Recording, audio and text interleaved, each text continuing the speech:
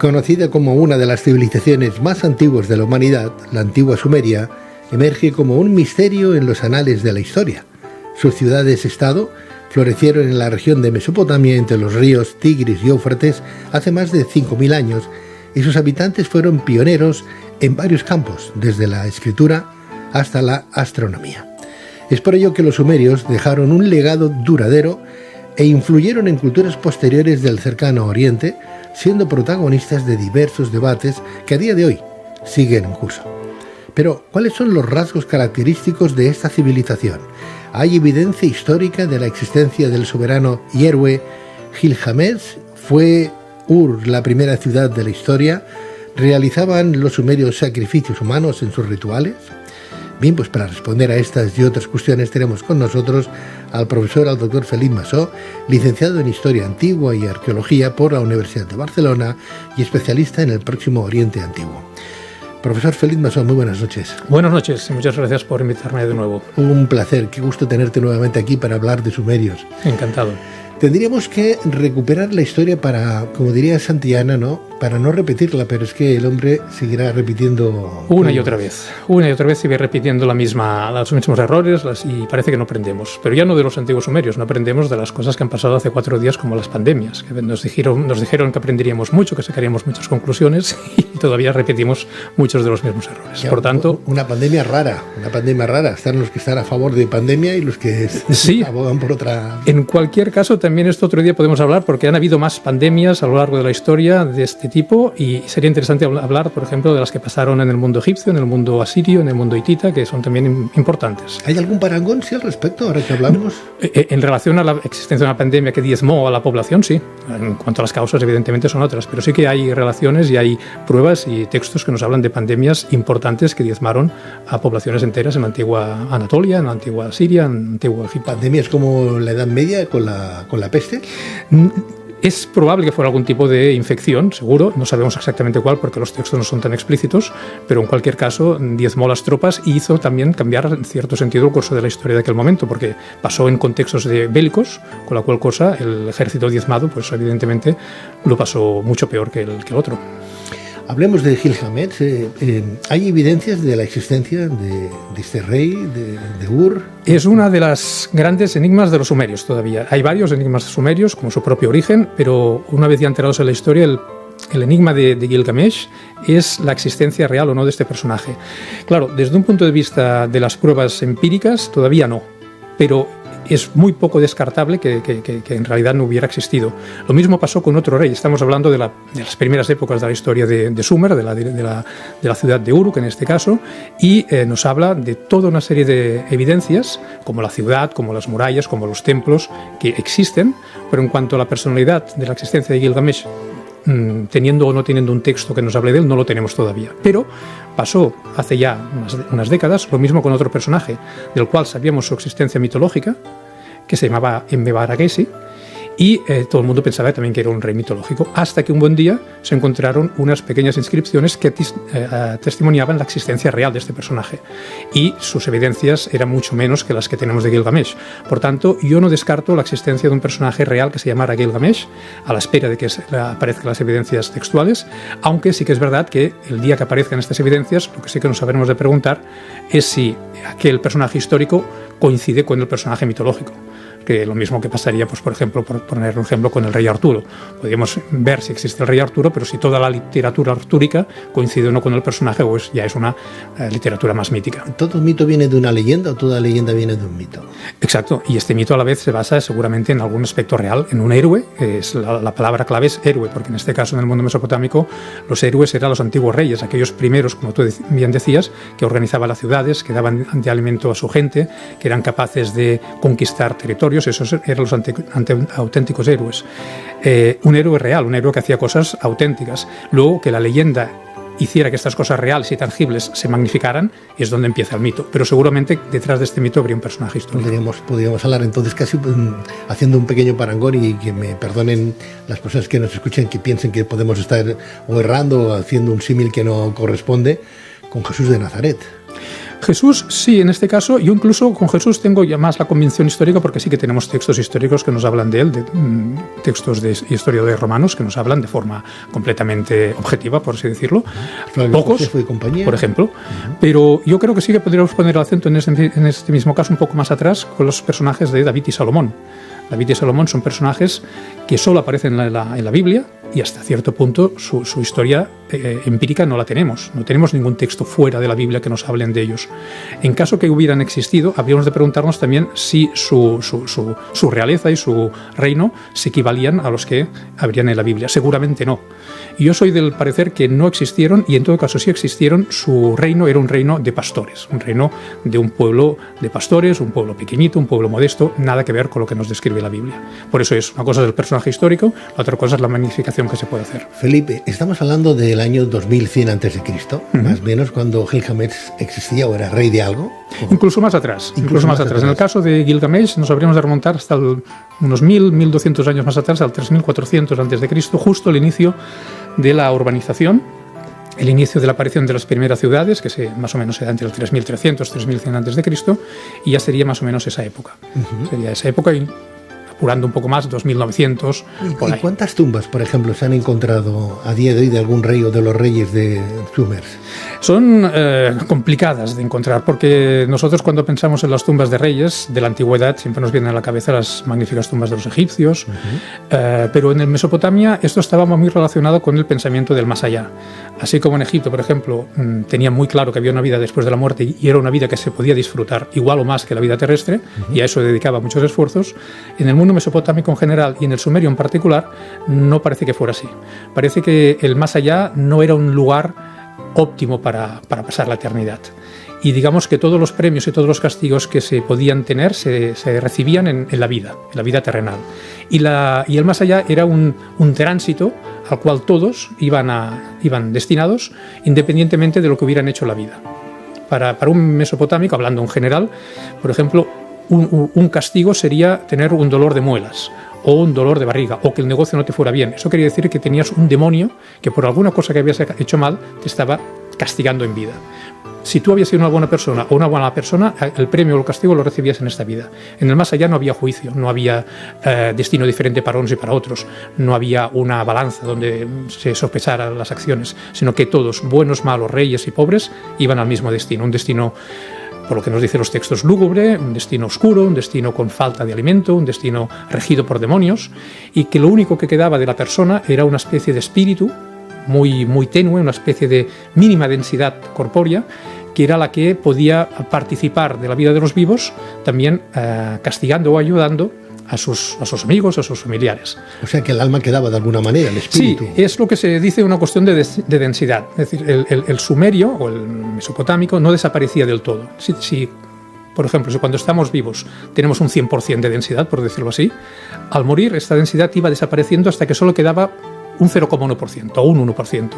Esta densidad se podía aparecer en el mundo terrenal, según la creencia de los antiguos, para ayudar o castigar a aquellos vivos que te habían ayudado y te habían castigado en vida. Es decir, si yo, por ejemplo, había sido una buena persona y veía que mi familia lo pasaba mal, podía, con esta mínima densidad, actuar de alguna manera en favor de mi familia. Si algún enemigo me había causado mal en vida, pues podía también actuar en contra de este enemigo en vida a través de esta mínima densidad. O sea, podríamos hablar de fantasmas, por decirlo de alguna manera. Está bien, qué curioso. Sí, una cosa curiosa. Qué curioso, ¿no? Y perdón, en relación a lo que me comentabas de las tumbas, pues claro, como no había una necesidad de forma general, luego si quieres hablemos de algún caso específico en las tumbas de Ur, pero en los casos generales no había una necesidad de hacer una gran tumba para atesorar grandes objetos, porque no había la necesidad de utilizarlos en el más allá. Pero hay momentos concretos en que esto es diferente. Claro, es lo que te iba a decir. Sin embargo, se han encontrado tumbas donde sí que aparece el rey pues ataviado con todas las joyas del mundo y además sin haber sido de alguna manera o arqueológicamente encontrada, saqueada. Cierto, ¿no? Cierto, sí. De hecho, por eso, que cuando hablamos de Mesopotamia, una de las cosas que hemos de tener en cuenta es que hablamos no solo de una civilización, sino de varias. Están los sumerios, los acadios, los asirios, los babilónicos, de una civilización que son casi 4.000 años de historia y por tanto hay muchos aspectos que van cambiando, ¿no? Y al principio de todo, en este contexto que me dices de las tumbas reales de Ur concretamente, que pertenecen a la primera dinastía de Ur y que estamos hablando del 2500 a.C., en este contexto que duró unos 150 años aproximadamente, el pensamiento es diferente. En este punto concreto de Ur y en esta época concreta es diferente, tan diferente que sí que podemos hacer un ligero paralelismo en las creencias egipcias y las tumbas egipcias desde el punto de vista que habían enterramientos reales, regios, que iban acompañados de un gran lujo, de un gran fasto en cuanto a recursos de todo tipo, de joyas, de bienes muebles y inmuebles, y sobre todo lo más dramático y lo más espectacular es los sacrificios humanos que acompañaban estas tumbas. Entonces, en este contexto sí que podemos pensar que aquella época, en aquella región concreta, sí que había un pensamiento que en el más allá era necesario todo esto para poder utilizarlo. Pero eso se circunscribió mucho en una época muy concreta y en un lugar muy concreto y nunca más se volvió a poner en práctica. ¿La época fue más o menos? La época fue entre el 2500 y 2400 a.C. aproximadamente. ¿Y se han encontrado muchas tumbas entonces o no? ¿Cuántas? Bueno, en este cementerio en concreto, lo que es el cementerio de Ur, que es un cementerio enorme, que fue excavado por el británico Leonard Bully en los años 20-30, pues del siglo XX, pues se encontraron miles de tumbas. De tumbas en general, de tumbas reales de este tipo con sacrificios humanos, unas 10-12 aproximadamente. Hablamos antes de entrar en antena que si eran caníbales o no eran caníbales, o en algún momento de la historia profesaron el canibalismo en esa época, y al parecer no, ¿no? Que sepamos no, porque el enterramiento es un enterramiento muy, muy especial, es un enterramiento de tipo ceremonial, donde los cuerpos de los soldados que acompañaban la tumba, de las sirvientes y de los sirvientes, estaban dispuestos con sumo cuidado, con suma cautela, no habían señales de lucha, no habían señales de alteración del cuerpo, ni antes ni después. Por tanto, la creencia es que había un sacrificio consciente y hasta cierto punto voluntario de los que iban a morir, y por tanto sus cuerpos eran simplemente sepultados y no hay constancia de ningún tipo de práctica. Sepultados vivos. Ahí es donde también interviene un poco la discusión entre los académicos, porque, claro, lo que se ha encontrado son los huesos. Entonces es difícil asegurar al 100% que el tipo de muerte que tuvieron. Pero yo soy del parecer, como muchos otros, que no fue una muerte violenta, por varias razones. Primero porque, por ejemplo, los cráneos, que sería un lugar donde si hubiera habido una muerte violenta se hubiera notado con un golpe, pues los cráneos están intactos, y no solo intactos, sino completamente enjollados, con unos atuendos y unas coronas preciosas. Y el cuerpo, aunque sí es cierto que si te clavan un puñal en las partes blandas no quedaría constancia, pero por ejemplo también muchas veces se podría notar que clavan en el hueso, y los huesos no están afectados por ningún arma. Y lo más importante de todo, la disposición de los cuerpos es una disposición ordenada, es una disposición perfectamente bien dispuesta, sin alteración. Si tú asesinas a alguna persona y no la entierras inmediatamente, el cuerpo de seguida coge la posición rígida y es muy difícil flexionarla. Y lo que encontramos en las tumbas de Ur son cuerpos perfectamente dispuestos, flexionados, piernas, manos, brazos, cabeza. Por tanto, hay una voluntad muy manifiesta de que se han dispuesto de forma ordenada y voluntaria antes de morir. Soldados, asistentes al rey. Músicos, músicas, bueyes incluso, exacto. Se han encontrado también carros que seguramente eran... Todo esto hacía referencia al traslado fúnebre, que desde el lugar donde estaba el cuerpo del rey no era momificado, pero seguramente debía ser amortajado de alguna manera. Por tanto, en el momento que estuviera el cuerpo dispuesto para ser enterrado, salía una comitiva, me imagino yo que salía una comitiva con todas estas procesiones de estas personas aún vivas, los carros tirando el catafalco del cuerpo del rey, o sus enseres tirados por bueyes, los soldados haciendo guardia, los cantantes y las cantantes y los músicos haciendo cantos fúnebres y lamentándose, y todo ello yendo hacia el lugar de enterramiento. El lugar de enterramiento era una tumba excavada en la tierra de Mesopotamia, en el barrio de Mesopotamia. Se entraba en una pequeña rampa, había una cámara de piedra donde se disponía el cuerpo del sarcófago con el cuerpo del rey, y a su alrededor se disponían perfectamente bien ordenados todas estas personas. Una vez colocadas en su posición, me imagino yo también que se les debía dar algún tipo de producto tóxico, algún tipo de veneno, algún tipo de de planta tóxica, algún tipo de elemento que de una forma no demasiado violenta pues les hiciera quedarse dormidos, y ya una vez completamente muertos, pues entonces ya se disponía lo que sería la cobertura de la tumba, echándoles tierra encima hasta cubrir la tumba completamente. Bueno, es una suposición. Sí, claro. Sí. Nunca sabremos si de verdad estaban vivos cuando descubrieron con la arena. Quiero pensar que no. Claro. Pero sí, porque el trato de respeto que hay, el lujo que se les dispuso, contradice un poco alguna imagen de tipo violenta hacia ellos. Y eso fue en una época, en el 2300 antes de Cristo. Hacia el 2500-2400 fue la época más o menos de la duración de la primera dinastía de Ur. Después la dinastía colapsó y luego ya hay una segunda dinastía muy pobre.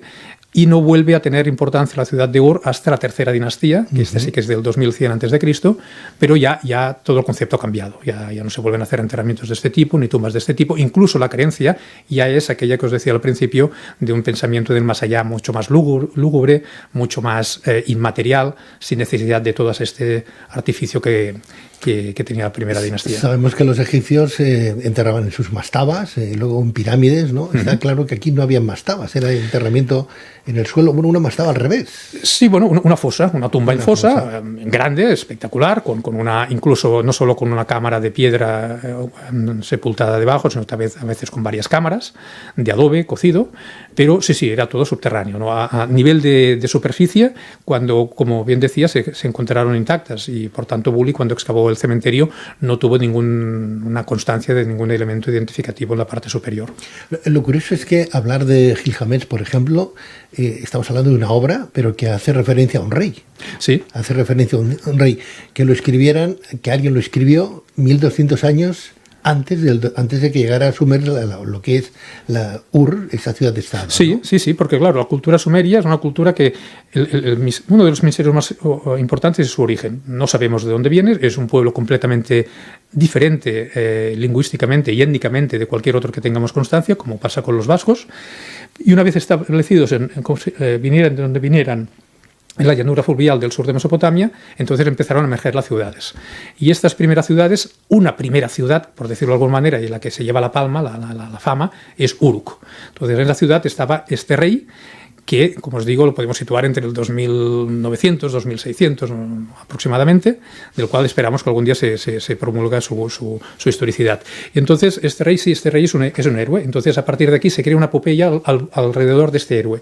Pero no es una epopeya, sí que está personificada en él, pero la misión o el objetivo o el mensaje de la epopeya va mucho más allá. El mensaje último de la epopeya de Gilgamesh es, primero, hacer consciente a la gente de la muerte, de la existencia de la muerte, que por mucho que tú seas un rey, el más poderoso del mundo, morirás.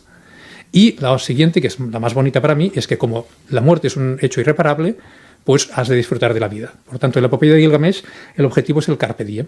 Un elemento literario que conocemos a través de los clásicos, pero que se retrotrae hasta el 3100, 2600 a.C. en esta epopeya de Gilgamesh. Vive el momento, vive el día a día. Pues es un canto a la vida. Habla de muerte, pero es un canto a la vida, porque la muerte es un hecho inevitable. No sabremos lo que viene después, pero sabremos lo que tenemos ahora. Por tanto, disfruta de lo que haya. Este es el mensaje. El mensaje está genial, ¿no? La epopeya en sí es lo que tú hablas, el objetivo en sí es decir que bueno, disfrutemos de la vida, ¿no? La coletilla es esta. Las tres últimas frases es esta. La muerte es irreparable, tú estás vivo, tienes una ciudad magnífica, disfrútala y disfruta de la vida. Así acaba la epopeya. Perdón por el spoiler, pero... Está muy bien, pero estamos hablando de 1200 años antes de que encontremos tumbas. Sí. Con objetos litúrgicos y con oro y con joyas, ¿no? Sí. Entonces, ¿cómo se entiende? Bueno, a ver, la epopeya de Gilgamesh es un relato que fue tan sumamente importante que se ha ido copiando a lo largo de la historia. Entonces, el texto más completo se encontró en la biblioteca de Asurbanipal, que es del siglo VII a.C. Pero los textos más antiguos, aunque no completos, ya corresponden a la época sumeria. Ya se remontan al 2300, 2400 a.C., por tanto, cerca ya de lo que sería el momento de Gilgamesh. Cuando Gilgamesh habla de ese superhombre, un hombre con poderes sobrenaturales, ¿a qué se refiere?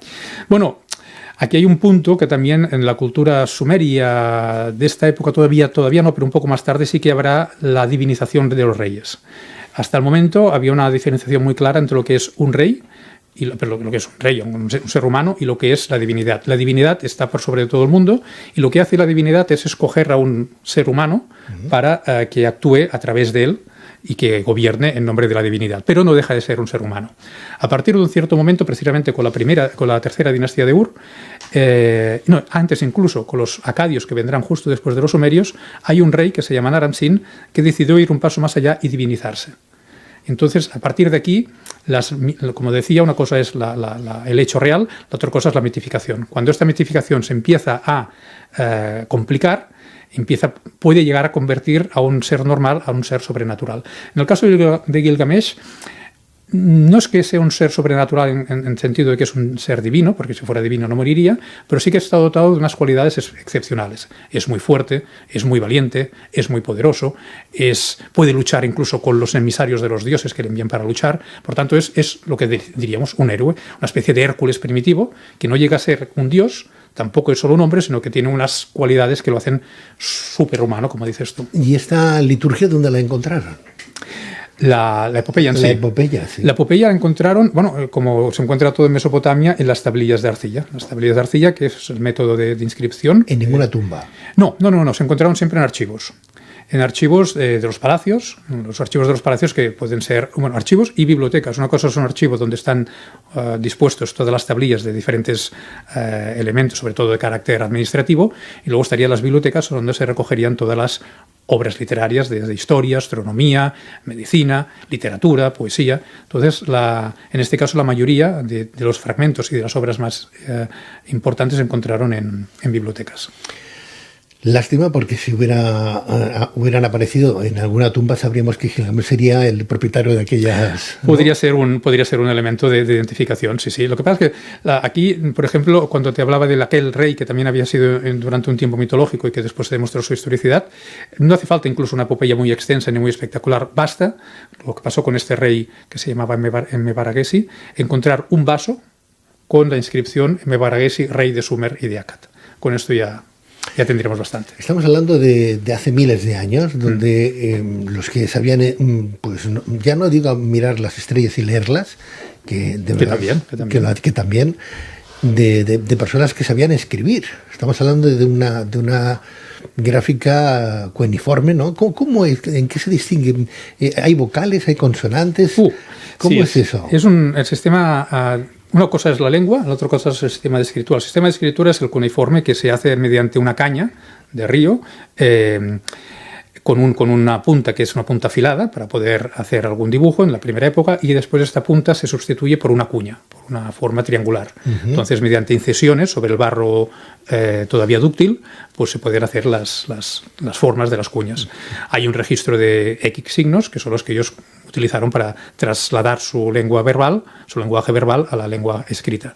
Entonces, en cuanto al tipo de lengua, ya es una de las cosas que comentábamos, es una lengua sumamente diferente a todas las del mundo, porque no tiene parangón. Nosotros, como seres humanos, nos catalogamos por razas, pero también por lenguas. Nosotros somos indoeuropeos y tenemos un sistema diferente, por ejemplo, el de los semitas. Y en el caso de los sumerios es sumamente dispar. Es una lengua que básicamente es muy silábica. Tienen vocales, más que vocales completas como nosotros, tienen semivocales y semiconsonantes, pero que actúan a nuestros ojos como vocales. Pero básicamente lo que más distingue es que es una lengua que se llama aglutinante y que se caracteriza por el tipo de muchas palabras de tipo de tipo silábico. ¿Cómo sonaría unas palabras en ese tono?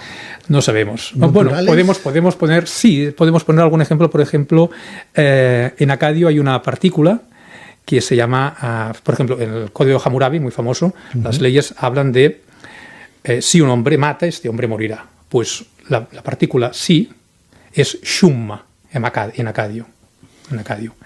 Y en sumerio es enkuda, una cosa parecida. Por tanto, hay algunas cosas que nosotros podemos pronunciar, creemos que las podemos pronunciar, pero a veces hay otras que no sabremos nunca. Intentamos poner aquellos signos que más o menos se pueden representar, pero no sabremos exactamente nunca. ¿Enquida, has dicho? Enkuda, una cosa parecida. Sí. Había un dios o una diosa que se llamaba... Hay muchos, sí, porque como son silábicos, como te digo, muchas palabras tienen algunas referencias sonoras que se parecen bastante. Hay una cosa interesante, no del sumerio, pero ahora me ha venido a la cabeza que dices esto, y yo hablaba del acadio, que es la otra lengua importante de Mesopotamia, y el acadio es una lengua semítica. Y el árabe también, el árabe actual. El árabe tiene una palabra, un verbo, que es el verbo decir o pronunciar, que es il. Bueno, pues esta raíz il, que quiere decir, es la misma raíz que illum, que es Dios. Por tanto, el Dios es aquel que dice. Las cosas se crean porque el Dios las dice. Incluso en la Biblia, como en la Biblia hebrea, en el Antiguo Testamento, Dios crea por la palabra. Dios dice que haya luz y hay luz. Entonces, es muy importante no solo la fonética, sino lo que significan las palabras en la antigüedad. La palabra decir, al hecho de decir y que por esta forma fonética de actuar sale una cosa que es un concepto y por tanto existe, esto es no solo la existencia de la palabra, sino la existencia misma del Dios. Y es el Dios que tiene el poder de diciendo las palabras que existen. Esto viene del mundo acadio, seguramente también del mundo sumerio, porque los acadios heredan mucha tradición sumeria, y llega hasta hoy en día. Hoy en día los árabes, cuando dicen quiero decir una cosa, utilizan la misma partícula del Dios. Entonces es una cosa interesante. ¿Enki era un dios? Enki es un dios, sí, es el dios de la sabiduría. El dios de las aguas, del océano primordial, y el dios de la sabiduría. ¿Cuántos dioses tenían los sumerios? Miles. Miles. Sí. Estamos hablando de una civilización politeísta con gran cantidad, infinitud de dioses, que incluso, como una característica también de los sumerios, sabemos de estos centenares y miles de dioses porque recogían en listas todos sus nombres. No solo de los dioses, sino de todas las cosas existentes. Lo que decíamos hace un momento. Para ellos, todo lo que existía merecía ser recogido para conocer su existencia. Entonces hay muchas listas lexicográficas de nombres de cosas, de nombres de piedras, de nombres de objetos, de dioses, y por eso sabemos de la existencia de miles y miles de dioses. Felipe, profesor Bossó, ¿y había algún dios supremo que estaba por encima de todos o todos estaban en la misma escala? No, habían categorías divinas, esto como pasan con todos los panteones, pero sí que estas divinidades fueron cambiando según las épocas. Por norma general, los dioses más importantes era el dios An o Anu, An en sumerio, Anu en acadio, que sería el dios creador, y este fue el dios más importante del panteón durante toda la historia mesopotámica, pero en determinados momentos, por ejemplo, cuando Hammurabi o incluso Nabucodonosor, sobre todo, Nabucodonosor I, llegó al poder, hizo que fuera Marduk, el dios de Babilonia, el que llegara a la parte más alta del panteón mesopotámico, incluso por encima de Anu. Y después también el mundo asirio hizo lo mismo con su propio dios, que era el dios Asur. Por tanto, hay veces que los dioses nacionales llegan a tener más importancia que el de la propia nación y superan al dios más importante del panteón tradicional. Hablamos de dioses, hablamos de temas positivos, pero también hay temas negativos. Está el yin y el yang, ¿no? En todo, antes hablabas de demonios. Sí. ¿Habían tantos demonios como miles de dioses? Prácticamente. Lo mismo. Y, sí, y además habían dioses buenos y dioses malos, y demonios buenos y demonios malos. Nosotros con el término demonio lo hemos demonizado en el mal sentido, pero demonio es una palabra griega que es daimon y que significa ser sobrenatural. Entonces, bajo este concepto se pueden incluir buenos y malos, pero nosotros hemos tendido a que la palabra demonio se haya siempre asociado al mal. Más peyorativa que en otra cosa. Exacto. Pero en realidad, pues cuando los mesopotámicos hablaban de demonios, ellos rezaban a demonios para que los protegieran de otros demonios, es decir, rezaban a demonios buenos para que los protegieran de demonios malos. Un ejemplo muy claro, por ejemplo, es dos demonios, una demonia, que era la Mashtu, que era una de las peores porque esta tenía un aspecto terrible y además entre otras cosas provocaba muchas fiebres, muchos males, y una de las cosas que hacía era ponerse delante de la vagina de la mujer embarazada justo a punto de que saliera el bebé, y entonces se lo comía. Entonces devoraba a los niños recién nacidos, ¿no? Y contra esta demonia tan mala había otro demonio bueno que se llamaba Pazuzu, que precisamente, bueno, te explico, este Pazuzu lo que hacía era luchar contra la Lamashtu para proteger a las mujeres embarazadas, a los niños pequeños, y los protegía contra esta demonia. Pero curiosamente este Pazuzu, que es bueno, se ha demonizado recientemente en los años 80 con la película El Exorcista. Porque el demonio que sale en la película del Exorcista precisamente es Pazuzu. Pero por desconocimiento se le hizo hacer un demonio malo cuando en realidad era un demonio bueno. Por tanto, esa producción no funcionó ahí, ¿eh? No. Esa producción no llegó bien. Estamos hablando de demonios, de dioses en la antigua Sumeria. ¿Qué nos ha quedado de esa tradición a día de hoy? Me explico. Hay egiptólogos que nos hablan, que incluso teólogos, ¿no?, que nos hablan que la Biblia es una copia de hace 3.000 años antes del nacimiento de Cristo, ¿no?, que han ido cogiendo retazos de historias pasadas y que hemos hecho una especie de poti-poti y hemos hecho una Biblia, ¿no? que estamos hablando de que la han escrito más de 40 personas y se escribió 1500 años antes del nacimiento de Cristo, si no ando equivocado, ¿no? ¿Qué hay de copia en esa Biblia, si podemos argumentarlo, y si no, pues no pasa nada, sí, ¿no? Tanto, sí. ¿Qué hay de copia de los acadios o de los sumerios? ¿Hemos traído algo, hemos copiado algo de aquella época? ¿Algún dios, alguna fórmula antes hablabas del alma, ¿no? A lo mejor hemos copiado algo del alma o de esa sinergia que hay entre vivos y muertos una vez que partimos hacia una vida, entre comillas, mejor, ¿no? Sí, y tanto, hay mucho. ¿Sí? Piensa que la Biblia, como bien dices, no es un libro escrito por una persona, sino que se escribió a lo largo de mucho tiempo y por muchas manos diferentes, y gran parte de ella se escribió durante el exilio de los judíos en Babilonia, esto es, durante la época de Nabucodonosor II en el siglo VI a.C., y al retorno, para evitar que lo que les había pasado a los judíos, que era prácticamente su extinción, pues no volviera a pasar más y por tanto tuvieran un recuerdo de su historia. Entonces, a partir de ahí se compone la Biblia que nosotros conocemos a lo largo de muchos siglos más.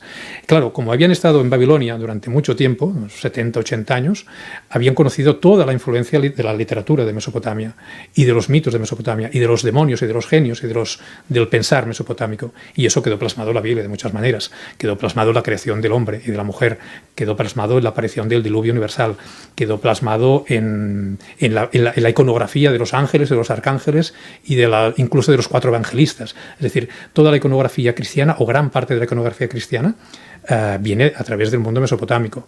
Y desde un punto de vista mental o más interno, digamos, más del concepto de alma y todo esto, ya no solo desde el mundo mesopotámico, incluso yo lo aproximaría más al mundo de Zoroastro, al mundo de los persas. La creencia del cuerpo, el espíritu y el alma, la separación entre cuerpo, espíritu y alma, esto lo habla Zoroastro. Lo habla Zoroastro en el 2000 a.C. y queda recogido en la tradición zoroástrica de la Avesta. Esta tradición llega hasta el mundo judío y se encuentran paralelismos muy claros en los textos de Qumran, y desde Qumran también llega hasta el cristianismo.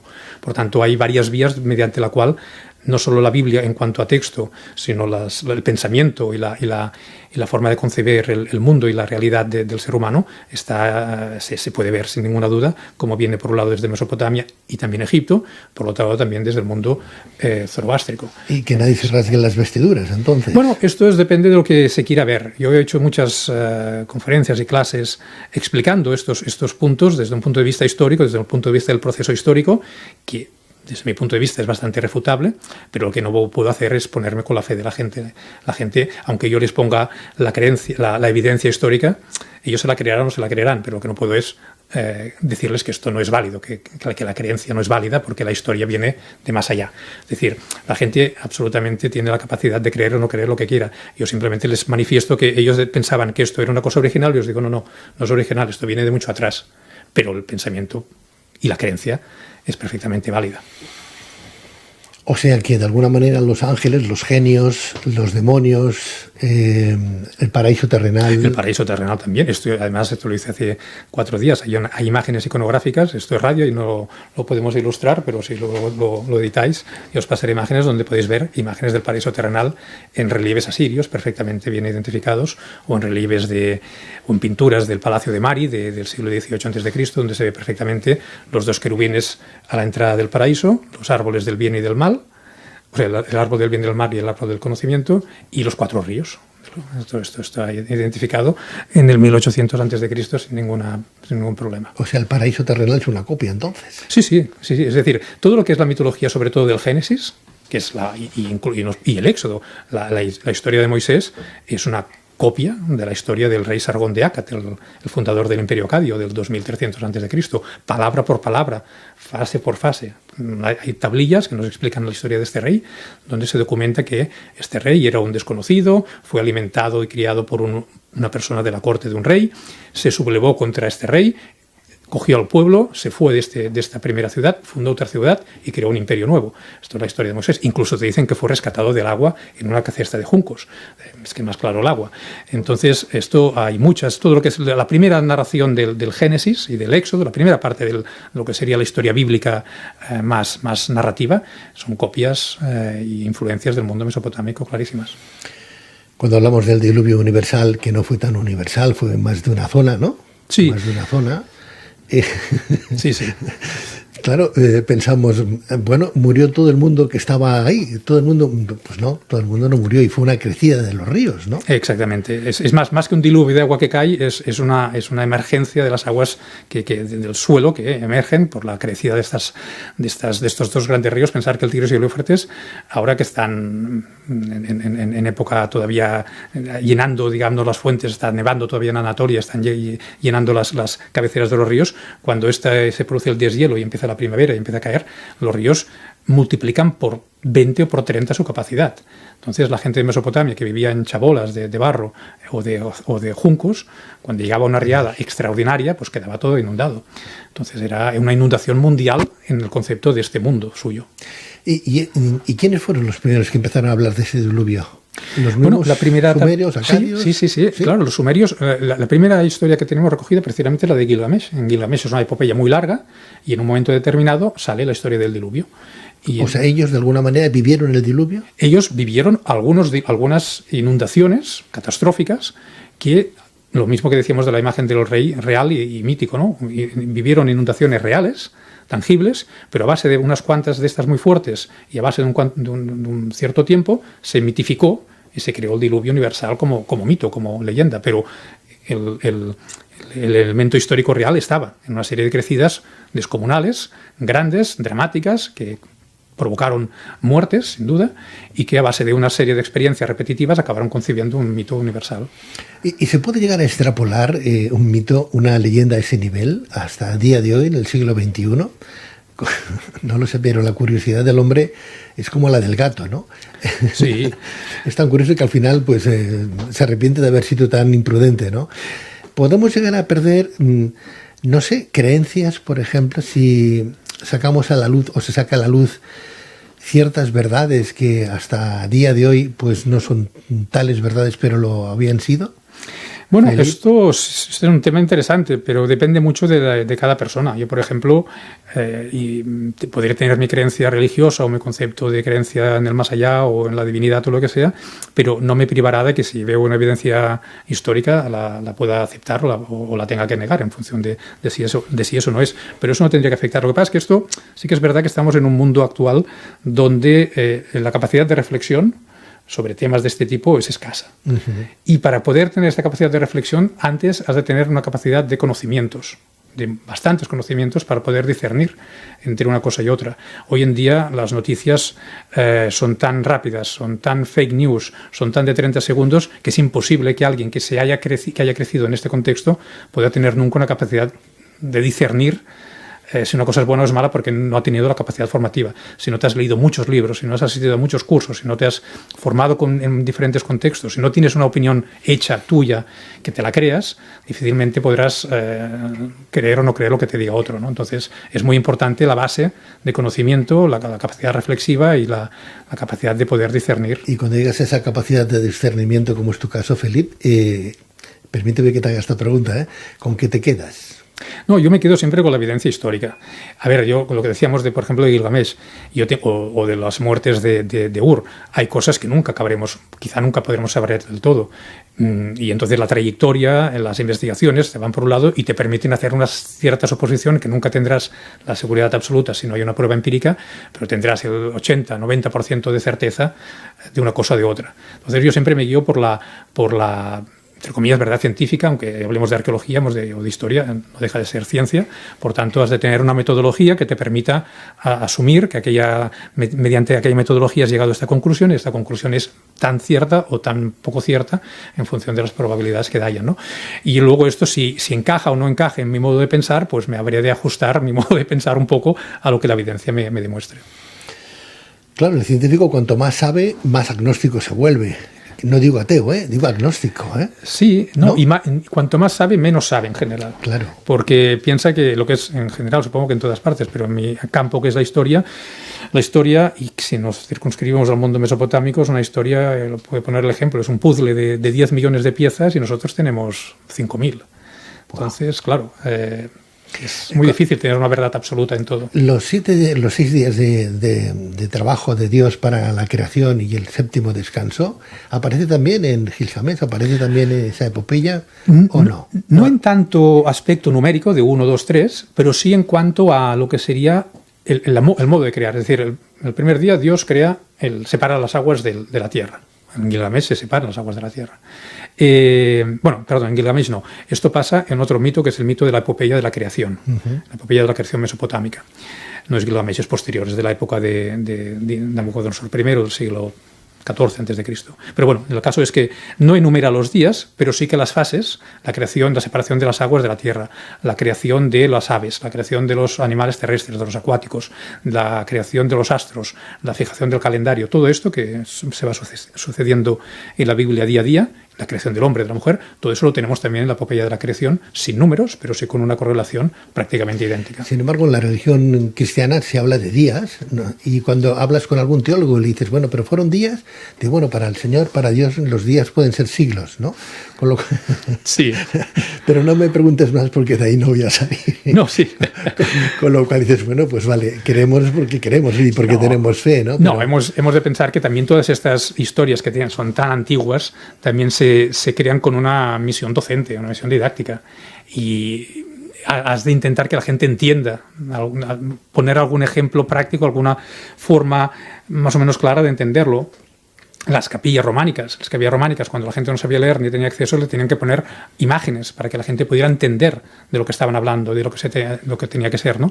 Entonces, nos hemos de quedar no tanto con la literalidad de lo que dicen, sino con el mensaje y pensar que son elementos adoctrinantes, que tienen misión didáctica, que han de ser comprendidos por gente muy sencilla y, por tanto, es más fácil entender que hablan de un día, 2 días, 3 días, que no de hablar de eones o de cosas que no sabemos ni tan solo cómo pudieron pasar, ¿no? Yo sé que las preguntas que te estoy haciendo ahora ya son preguntas que se escapan un poquito al tema de lo que... me gusta mucho también. Gracias. Pero claro, hablamos también de esos primeros padres, ¿no? Nuestros primeros padres, Adán y Eva, ¿no? Caín y Abel, ¿no? Caín mata a Abel y anda por el mundo, tendrá que copular con alguien, ¿no? Había más gente en el mundo, no solo habría con su madre, ¿no? En el supuesto que Caín y Abel, en el supuesto que Adán y Eva existieron. Claro. Desde el punto de vista de los sumerios, ¿también tienen algún tipo de parangón o de mito similar al que tenemos en la fe cristiana? Bueno, sí, hay una pareja, hay una existencia en los mitos de una primera pareja humana. De hecho, la palabra hombre es Awilum, en acadio, y la creación del hombre es curioso también, esto funciona mejor en acadio que en sumerio, en la lengua sumeria. Decíamos que los hombres están hechos de barro, como la Biblia, y tienen una partícula divina, que es el soplo de vida, el aliento vital que les da el Dios, ¿no? Entonces, en acadio, este bloque de barro se llama Ue, y la partícula divina es Ilum, lo que decíamos. Entonces, si juntamos el Ue más el Ilum, forma la palabra Awilum, que significa hombre. Por tanto, un hombre es un trozo de barro dotado de vida. Esta sería la significación. Entonces ahí tenemos el origen también de cómo en la Biblia Dios crea al hombre a través del barro y del soplo vital. Incluso, porque en el Génesis, esto no sé si es muy conocido o no, pero en el Génesis hay 2 versiones de la creación. Por tanto, ya es una pista para decirnos que Dios no es tan infalible como se pensaba, porque no se hubiera equivocado a las primeras de cambio en hacer 2 creaciones diferentes, ¿no? Claro. Pues hay una primera creación donde solo crea al hombre, que es en el Génesis 1, y en el Génesis 2 crea al hombre y después a la mujer. Calla, que me he olvidado de la mujer, pues la voy a poner. Y entonces la manera como crea a la mujer, que es a través haciendo dormir a Adán y creándola de la costilla, también hay un mito bastante parecido en la mitología, en este caso sí sumeria, del nacimiento de la mujer a través de la costilla. O sea que entonces estos teólogos que buscan esa fe o que buscan esa verdad en antiguos textos egipcios no andan muy desencaminados, entonces. No, la verdad, lo que decíamos, los judíos que fueron deportados a Babilonia no solo eran judíos de a pie, sino que eran la élite también. Estaban los reyes, la familia real, sacerdotes, nobles, y estos fueron los que se preocuparon después de crear una historia para reagruparlos y tener un origen común y recordar de dónde venían y que nunca les volviera a pasar. Entonces esta gente era capaz de saber qué elementos de la literatura mesopotámica eran importantes y podían reflejar este mensaje y quedárselos para sí. Y quien dice de Mesopotamia también dice de Egipto, porque Mesopotamia era la auténtica Torre de Babel, allá vivía gente de todas partes. Y también habían judíos en Egipto, y también habían judíos que habían recogido tradiciones de otros lugares. Por tanto, estas tradiciones diversas acabaron fusionando. Aquellos elementos que más les interesaban para su mensaje se fueron fusionando y quedaron recogidas en lo que sería la Biblia como la entendemos hoy en día. Una Biblia distorsionada, porque poco a poco ha ido creciendo. Hay un Dios bueno y un Dios malo, ¿no? Sí. Antiguo Testamento, bueno, pues vengativo, por no llamarlo malo, y un Dios bueno en el Nuevo Testamento, ¿no? Y bondadoso. Sí, porque el mensaje cambia. Hay un mensaje muy claro, lo que es el Antiguo Testamento. Yahvé, que es el Dios del Antiguo Testamento, o Elohim, es un Dios solo para un solo pueblo, que es el pueblo judío. Por tanto, todos los demás son enemigos y se les ha de castigar. E incluso si el pueblo elegido no actúa como Dios quiere, también lo castiga. Y de ahí el Dios vengativo. Pero en el Nuevo Testamento el cambio radical que hace Jesús es que dice, oye, nada de pueblo elegido, aquí elegidos lo somos todos. Dios es para todos, Dios está en todas partes, Dios no solo está en el templo de Yahvé en Jerusalén, sino que Dios está en todas partes, en cada uno de nosotros, y el mensaje no es exclusivo, sino que es universal.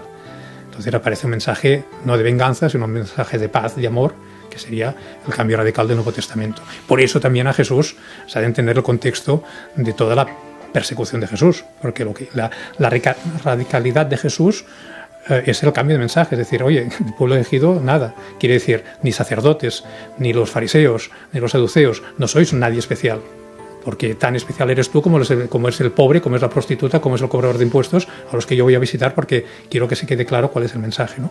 O sea que entonces no nos tenemos que quedar con el Antiguo Testamento, sino con el Nuevo Testamento. Claro, el Antiguo Testamento, o sea, nosotros como cristianos, en todo caso la comunidad cristiana, tiene como libros de referencia toda la Biblia, que es el Antiguo más el Nuevo Testamento. Pero realmente, para un cristiano, tú le hablas del Antiguo Testamento y son historietas. Nadie se toma en serio el Antiguo Testamento, un cristiano. Un cristiano lo que importa es la vida de Jesús y el mensaje de Jesús. Pero para un judío el Nuevo Testamento no vale para nada. Lo que le vale es su Biblia, que solo es la Tanaj, que es el Antiguo Testamento. Y para ellos sí que no son historietas, sino que son hechos reales y los más importantes que pueden tener. Pero para un cristiano el Antiguo Testamento son los reyes y estas cosas. Hay que leer el Antiguo Testamento como una obra, como una novela. Para mí, en muchos casos sí. Aunque, y esto es importante desde un punto de vista de la perspectiva histórica, hay elementos reales. Y el deber y obligación y el trabajo de un historiador o de un biblista es también separar lo que es paja de lo que es historia, porque se pueden encontrar muchos elementos históricos en el Antiguo Testamento, especialmente en los libros llamados históricos, o los libros de Reyes, o los libros de Crónicas. Hay elementos que son perfectamente válidos históricos.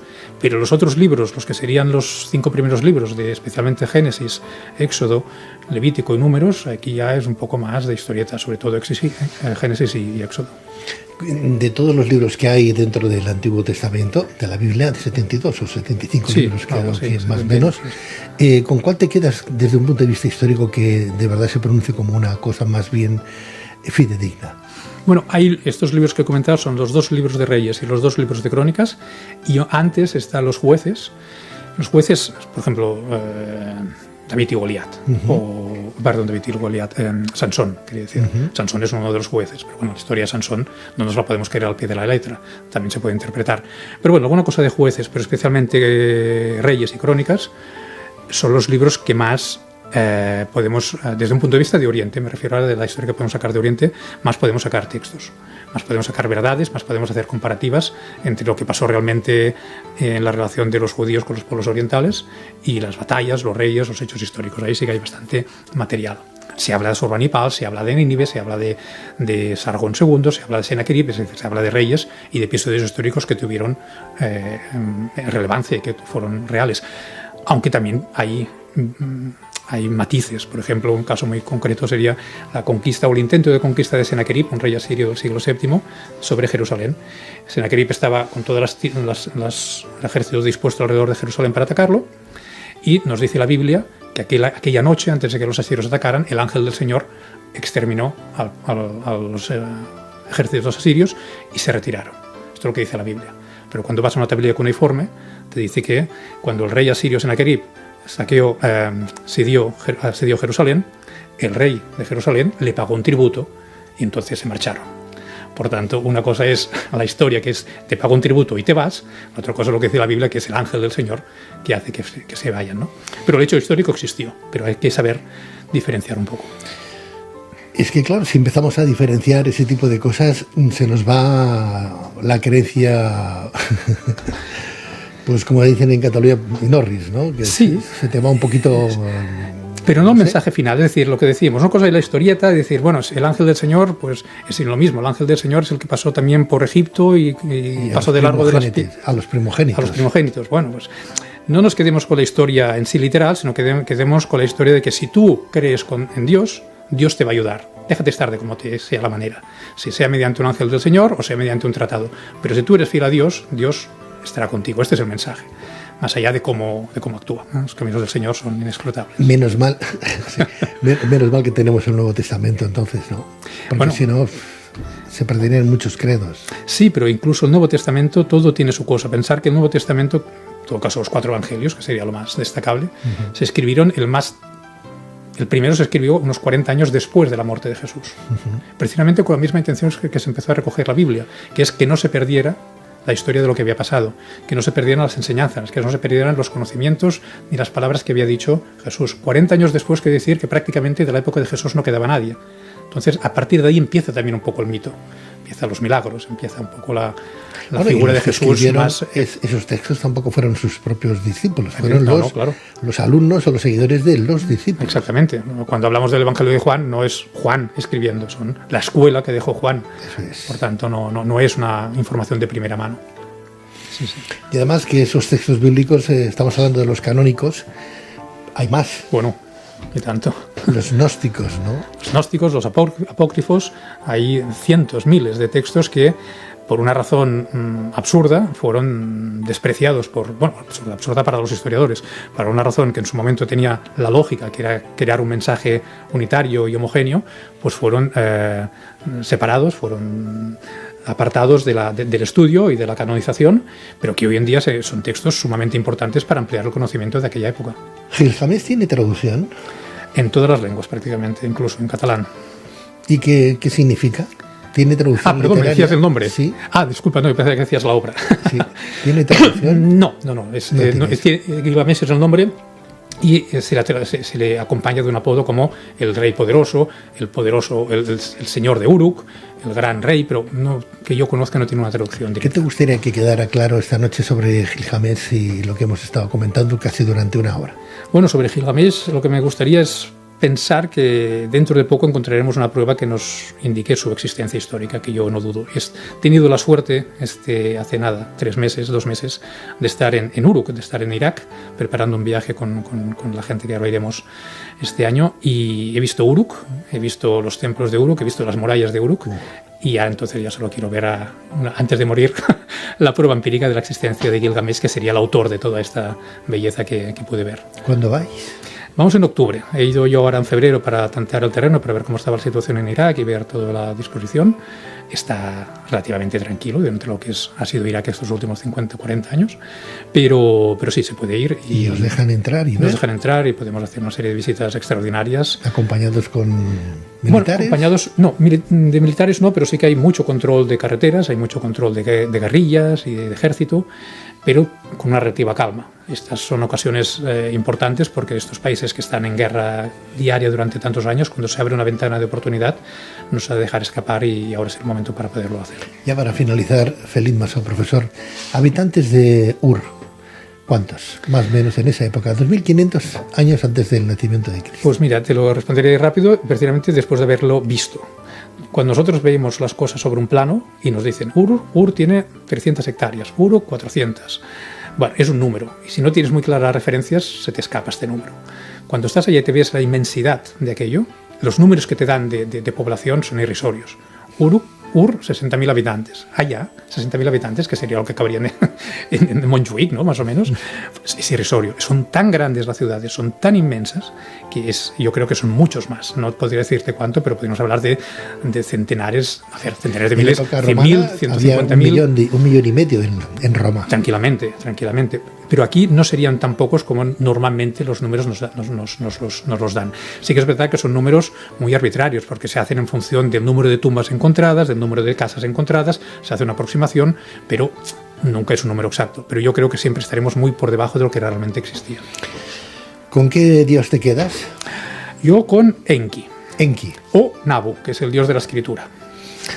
Pues le pedimos a Enki y al dios de la escritura, Nabu, que te acompañen siempre, que tengas una bonita noche, una feliz semana y un futuro muy próspero. Pues muchas gracias a vosotros y espero que sea lo mismo para vosotros. Muchas gracias, Felip Masó, profesor de Historia. Muchísimas gracias. A vosotros, buenas noches. Gracias, buenas noches.